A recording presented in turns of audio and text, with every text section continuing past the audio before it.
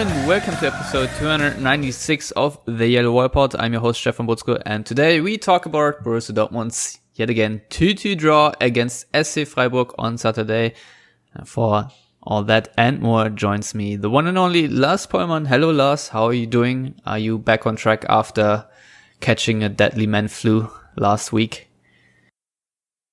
I don't appreciate the insinuation that indeed I wasn't all that sick, because I spent most of a full work week, and me being a freelancer, that means I didn't get paid for a week basically, in bed, which, you know, is more fun when you're 18 and missing school than when you're 30 and trying to make a living. But I'm back among the living, Stefan, so thank you. How are you? Yeah, I'm very well myself. Unfortunately, we don't have any sponsors for this episode, which means Lars and I get to dive right into what happened on on Saturday in Freiburg. I feel like this didn't exactly help you in your healing process, Lars. So I don't know where to begin, so I'll just let you rant first and then I'll go second. Well, actually, you know, they say humor is the best medicine, and I guess Gallo's humor also counts among that. I mean, the third straight kind of bizarre game where everybody could see coming what happened in the final, let's say 20 odd minutes after Dortmund's second goal. They predictably went back into their hedgehog defense, which is trying to roll up in a ball and hope nothing happens, which predictably failed once again. I think there's something to be said for Manuel Akanji being the guy making the own goal after Thomas Delaney, so two players whom I've been very hard on over the months. And I think Akanji generally has been receiving a lot of criticism over the last few weeks and months, rightfully so, because he's been absolutely awful for most of, I would say, the last 6 months or so. Ever since he's been back from his hip injury, he's been terrible, and there's no reason Favre still picks him outside of him being in love with the idea of Hummels and Akanji together, which hasn't really worked so far. But that's maybe too specific for the rant you asked for, so no, go ahead. I mean, in isolation, I think a 2-2 draw at Freiburg, the way they are going this season, they have a lot of crucial players in great runs of form. So Christian Günther, for example, is probably the best left back in the Bundesliga right now. And I mean, it's not like he got called up for the Germany team, despite, you know, everyone and their mother being injured there, but he's still on a really good run of form. A few of their attacking players are doing really well. It was obvious that Luka Waldschmidt was going to score against Dortmund, because I think I'm not the only one who kind of thinks that signing him next summer would be a pretty likely move for Dortmund. So, I mean, if this was in isolation a 2-2 draw at Freiburg, I don't think that would have been a too terrible result. I mean, they are, I think, 4th in the table now, so they are definitely among the best teams in the Bundesliga as of right now.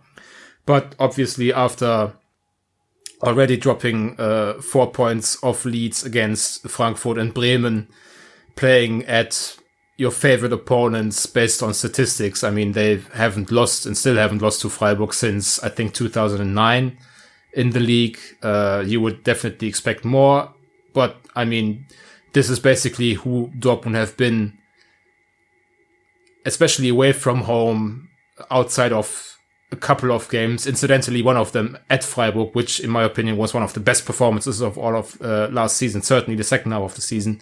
But this is kind of who they've been for the better part of 2019. So I'm not sure that I'm necessarily angry at performances like that. It's more, I'm not angry, I'm disappointed kind of thing, which I guess is apt because, as you reminded me before we started recording, I am old now.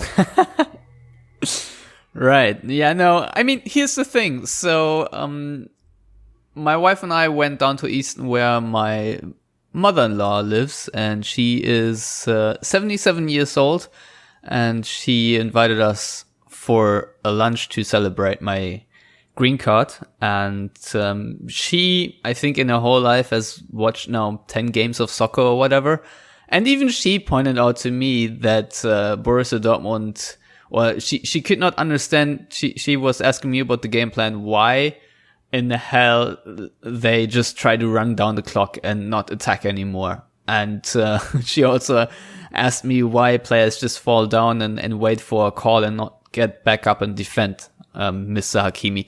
So what I'm trying to say here, it doesn't take any genius, expert, Spielverlagerung.de mastermind or anyone to see that Dortmund right now are too chicken when it comes to go for a second goal even. I mean, if you even want to talk about Dortmund trying to score the first one, to be honest, but especially whenever Dortmund take the lead, they sort of switch into maintenance mode, and then every single attack, I feel like, breaks down 20 meters away from the opponent's goal, and they just try to recycle possession and keep the ball because it could be too risky to lose it. Oh no, the opponent might score. And so this goes on forever and ever and ever. And my main point here is, hey, I'm watching the game. I want to be freaking entertained, right? So where the hell is the fun? This is not fun. If you just watch this for, I don't know, half hour, Dortmund doing freaking nothing, and then, at some point, obviously, the opponent will realize, oh, we are just one goal down. We can score, we can equalize. And Freiburg, even though they were pretty much dead in the water, they had their, final push, and then it just won.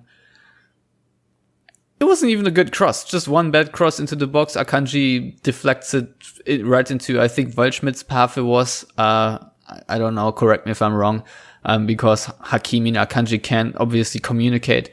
So, and this is how you concede the goal. But the main point, look at the way Dortmund scored the own goal against Frankfurt and then against Freiburg. These goals never happen if you don't allow yourself to be pushed back so far into your own box. And this is just so annoying. And the overlying point I'm trying to make here is Dortmund should remember what kind of club they are, and what kind of fans they have, and what their fans want to see, and attack, for crying out loud, to show some freaking desire to score another goal after you went 1-0 up. Usually, in theory, more spaces should open up, and you should have more opportunity to go forward and score, and especially with the players you have. And that leads me right to the next point, because right now I just don't see Dortmund having a plan for that, to be honest. I just don't see the positional play that you need to have a clean combination play to really exert pressure on your opponent and create opportunities, even though you have a star-spangled squad up front, star-studded with I don't know how many creative players, midfielders, playmakers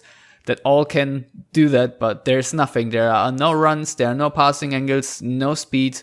It's just drab, it's mediocre, it's boring, and it annoys me so much to see this literally every week. Last episode, I tried to be more cheerful. I thought, okay, we've seen a couple of good things here. Dortmund got a win on the road in the Champions League, which was important, but then you go to Freiburg and score 2 goals out of, what was it, 1.5 chances or so. I mean, that Witzel corner was amazing, but he doesn't hit that volley every time, and Hakimi literally just went by his own because the positional play in the box was too shit.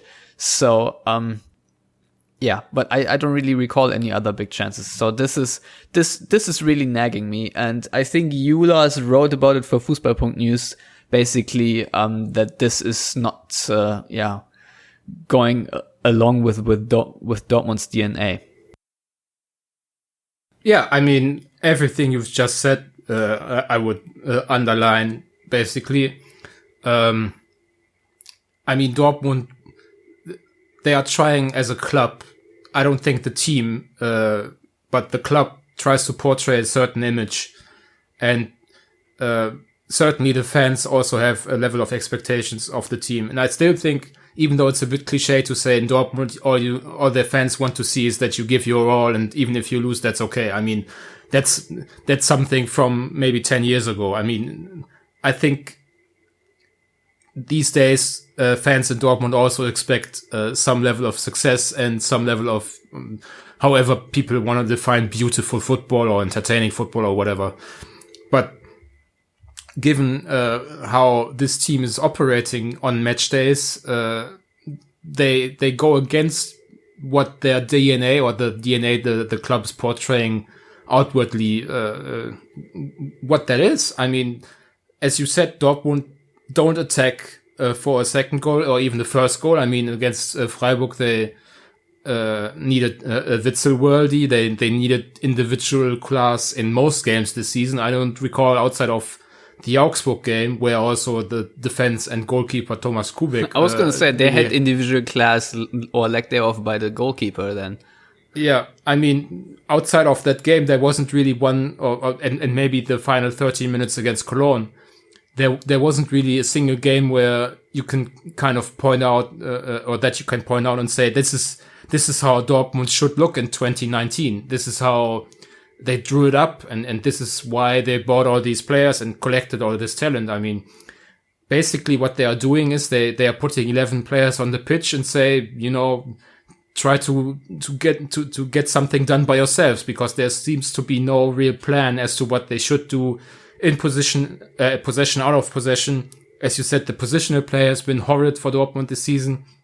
There's very little, or too few players offer runs in the channels. There's not much movement with the attacking players. I mean, for the kind of talent Dortmund have assembled in their squad, this is absolutely pathetic what they are putting on the pitch, and completely unacceptable, in my opinion, just because, I mean, they paid, 130 million for really good players. I mean, we all agree that they made good decisions on the transfer market. So now the onus is on Lucien Favre and his coaching staff, but also the players to get that working. And I want to say a lot of criticism obviously has been hurled towards Favre, and I think he deserves most of the blame, obviously, because he's the head coach. He's the one that has to hold it all together, and ultimately the blame always lies with the head coach, I think. But I also want to say that a player like Marco Reus, his main contributions this season, outside of scoring a few goals, which, you know, isn't really an indicator of performance necessarily, has been on the microphone after the game. I mean, it's okay to use diversion tactics and try to take pressure off the team and start discussions about certain terminologies. I think long-term listeners know that we don't really like the term mentality either, but at some point I would like to see him forego an interview and actually have a good performance again, because I don't remember the last time he was really good. Even when he scored at brace against Leverkusen, he didn't have a good game, in my opinion. The same can be said for someone like Jadon Sancho, who's obviously not a leader and doesn't really speak much to the media and such, but he hasn't really had a good performance to go with his gaudy numbers. Manuel Akanji, Roman Bürki, the list goes on and on with players who we know are much better than they have shown, but who struggle to get it done on the pitch. One guy I would kind of exclude from that is Axel Witsel. I think he's been the one mainstay who has actually held things together on the pitch. I also like that he doesn't give interviews all the time in this situation without playing well, as Marco Reus does. Just in general, there seems to be, to me, too much of a focus on Favre, too little pressure on the players, but the entire thing doesn't work right now.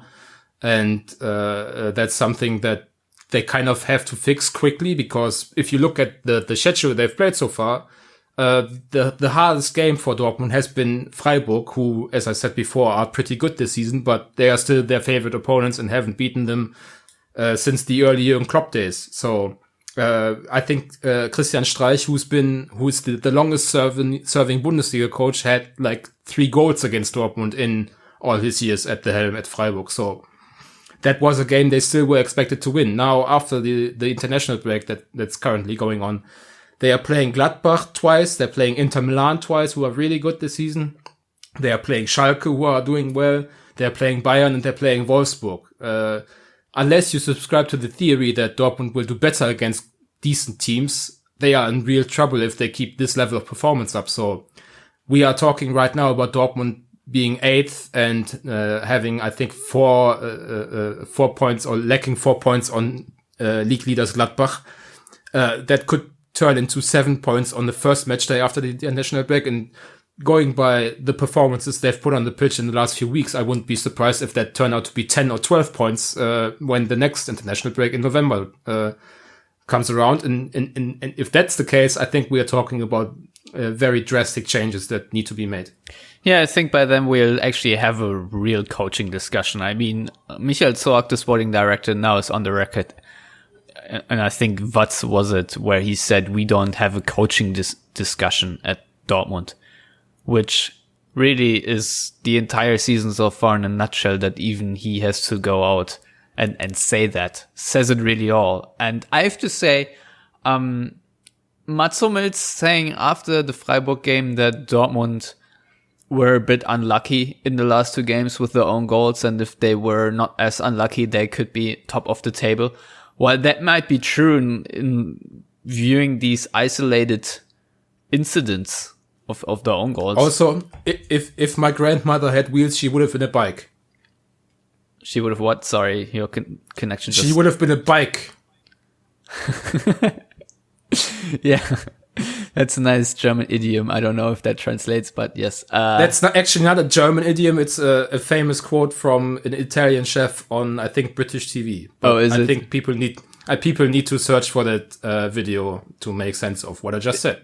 Is that the guy who had a complete meltdown because they tried to add... because she wanted to put ham in it. Yes. And what was it? A bolognese or something? Might have been carbonara, I don't know. Yeah, whatever. Anyway. So, yeah, no, with a little bit more luck, you could be top of the table. But even if you were top of the table, that wouldn't frickin' help you in any sort of way. Remember the one season under Peter Bosz where Dortmund were at the top of the table for a very long time and then completely crashed and burned? Remember that being at the top of the table after 7 match days doesn't really help you if your football isn't any good. So it doesn't really matter if you have a little bit of bad luck. It's your overall performances that stink. So I don't want to hear it.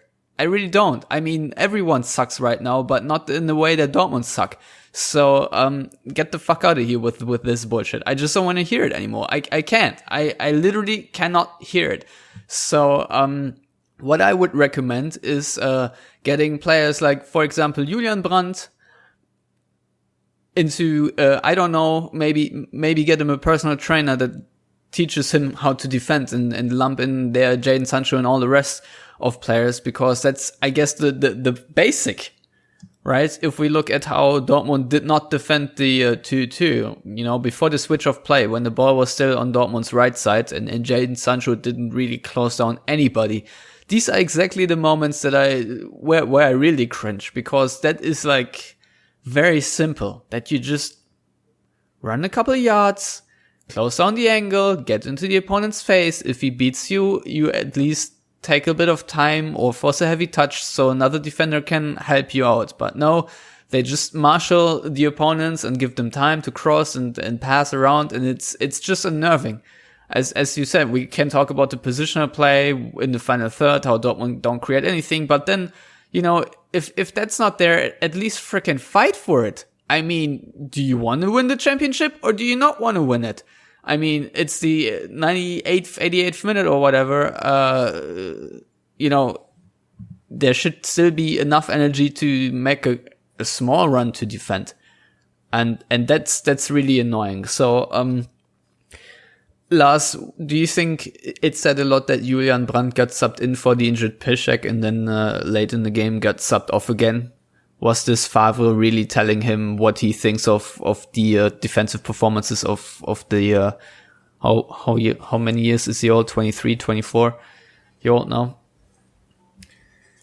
I guess. I didn't really understand why you would bring on Brandt in the first place for Piszczek after 14 minutes, because obviously you had a plan with Hakimi as a more of an attacking player after the Slavia performance, and you had Matteo Morey on the bench, who kind of is a right back. So I don't really know why they changed their plans after 14 minutes because of the injury of a 33-year-old fullback against Freiburg.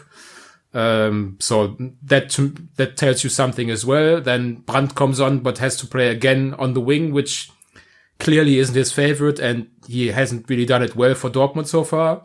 Outside of the second half against Cologne, when he came on for 30 minutes and was otherworldly, so we know he can play like that. Yeah, but so far that's the only example of Julian Brandt being actually really good for Dortmund. Yeah, but I wouldn't say that's just because of Brandt's lack of enthusiasm again off the ball and defensively. I think he's been frustrated with the progress he's made at Dortmund so far, which I think is completely understandable because they signed him to be a difference maker, and so far he's been relegated to bench fodder and playing out of position. I mean, it's not very hard to see the qualities that Julian Brandt has, even when he's not playing particularly well. He still plays a couple of balls through the channels that not a lot of players see, let alone are able to play. So I think getting Julian Brandt up to speed shouldn't be so difficult. And I think Lucien Favre is making it more difficult for himself and for Brandt than is necessary. But taking him off instead of Marco Reus, who once again was kind of terrible against Freiburg, is not something I necessarily understand. Outside of you don't want to take off the captain, and maybe he scores from absolutely nothing, because I guess he's more dangerous in front of goal than Julian Brandt. But to me, it wasn't a very sensible decision to take the guy off you only brought on, because that always kind of makes people wonder if there's something else going on. And Exhibit A. yeah, I mean, we are talking about it now. We would have talked about Brandt's performance, but now we are talking about him getting subbed off and what that means. And it probably means nothing, but maybe it means something. And I just don't really understand the entire process with Julian Brandt so far, because we know what kind of player he is. We know he has incredible strengths and a few weaknesses, and so far Dortmund have done their best to accentuate the weaknesses and not the strengths, and that's not something good coaching is about. Yeah, that is very true and a very important point to make. There's another thing I wanted to have your opinion on, because I hear several angles to this, but it's the late substitutions of Favre trying to bring on a defender. I think against against Slavia, it would have been Zagadou who would have replaced Hakimi, I think. And this time it was Schmelzer coming on. I read a lot of opinions about it, and some say that this sends a very bad signal to your own team, meaning you just want to run out the clock, and to the other team that Dortmund have basically ceased all attacking efforts. Do you think that actually translates on the pitch, this quote unquote signaling, or do you think this is just people reading a little bit too much into it? I guess both.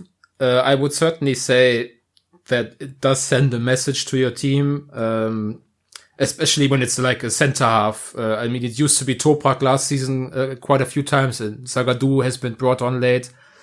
That kind of indicates to the team, buckle down. We want to head out every single cross that comes. That, there might be a set piece coming in, and we need more length and manpower in the center and whatever.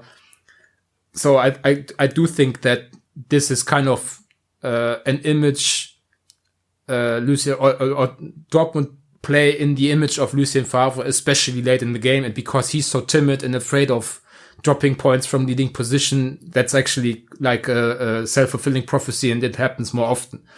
But also, I would say that, for example, against Slavia, Mats Hummels was actually kind of angrily calling for the substitution. I mean, he signaled to the sideline, when is it coming? Why does it take so long? And then they scored the second goal. So,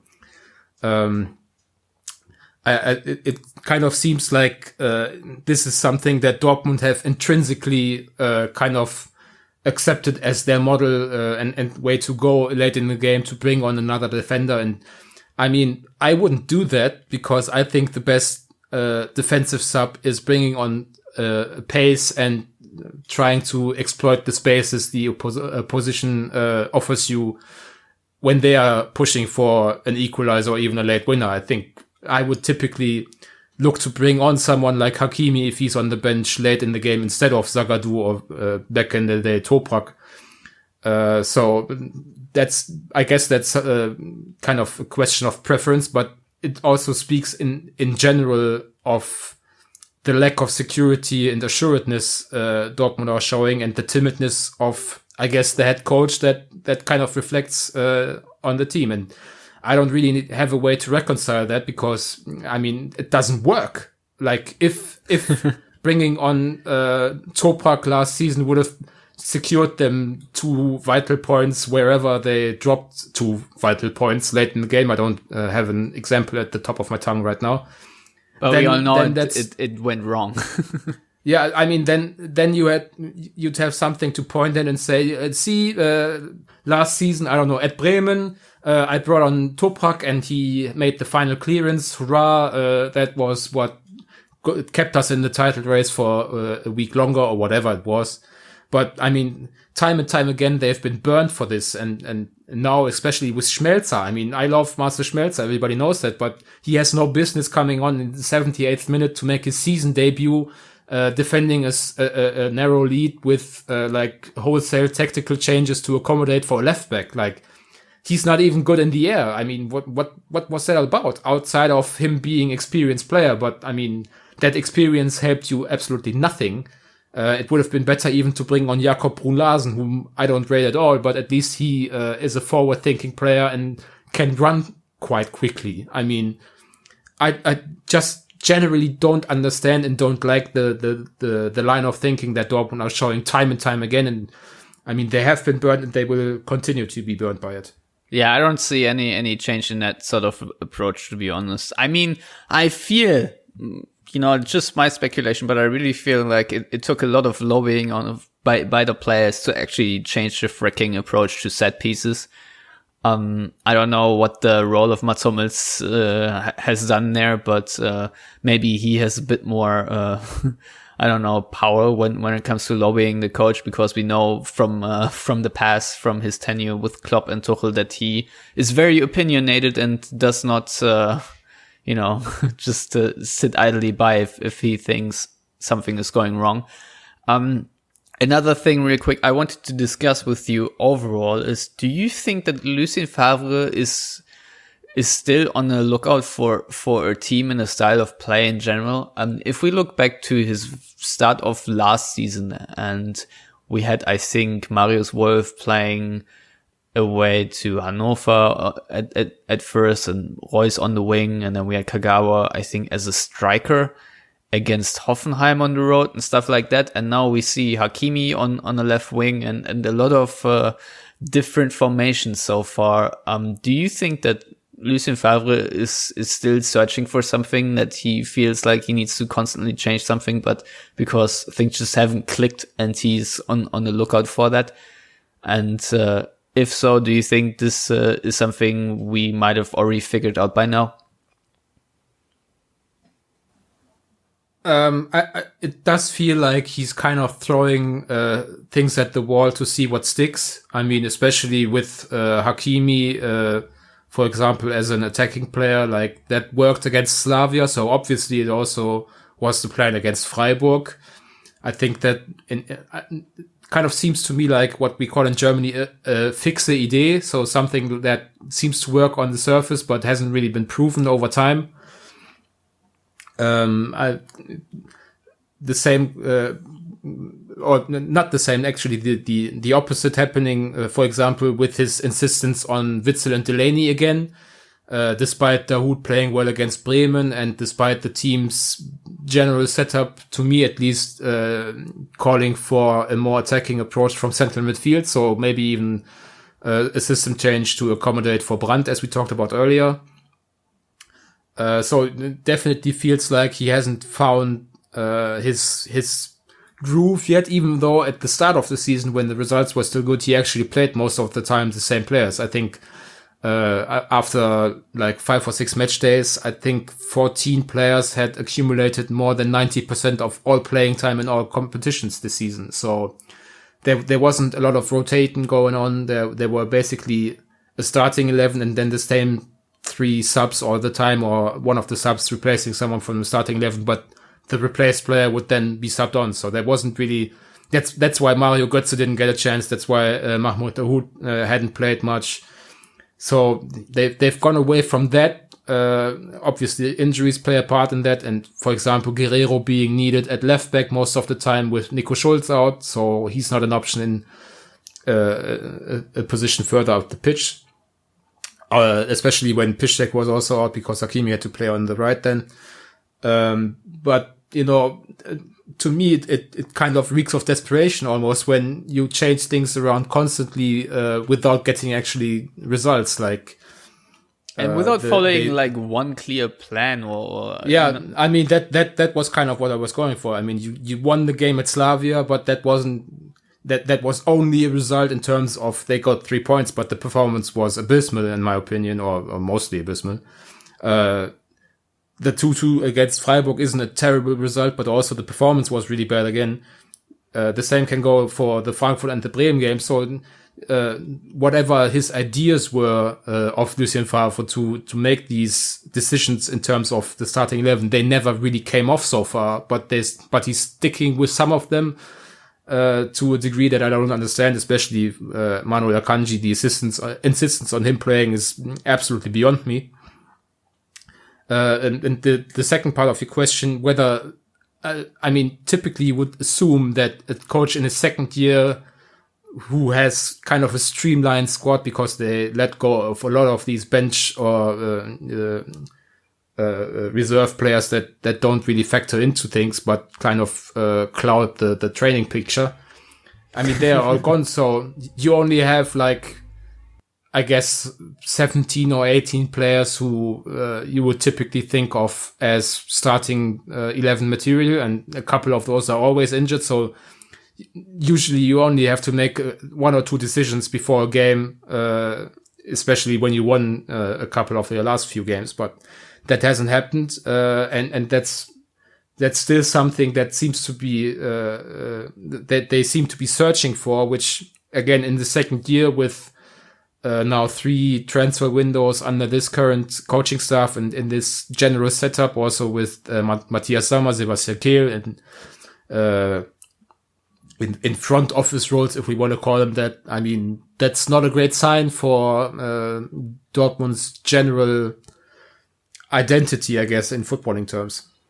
Yeah, no, I absolutely agree with you. And what irks me, or, you know, it's just something I miss, is the feeling of actually being tactical superior over most teams, which we had with other coaches, and obviously is a big luxury, and you can expect, especially given how the Bundesliga in general developed and how high the level of coaching is now in comparison to 3, 4, 5 years ago. Nevertheless, it's just a shame that right now you just never feel like there's an idea that can beat other ideas.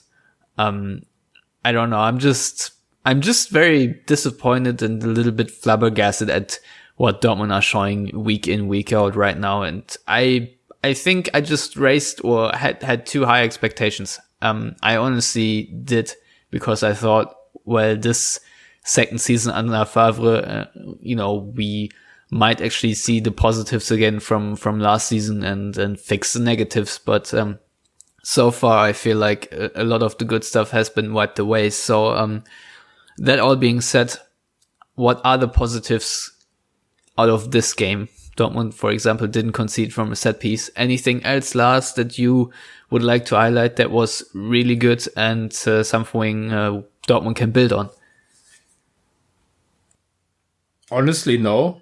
I mean, maybe I focus too much on the funny / banter Dortmund that we've got to see again.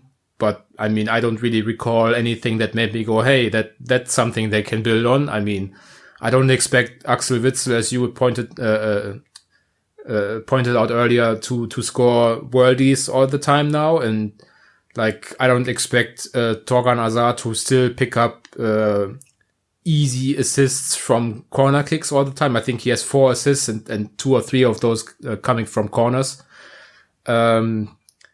I don't expect Hakimi to keep scoring all the time, because even this goal against Freiburg was kind of lucky, and he actually made a bad decision in the box and was rewarded for it. So really, to me, the only positive is that the game didn't last like 5 more minutes, because they probably would have lost the game.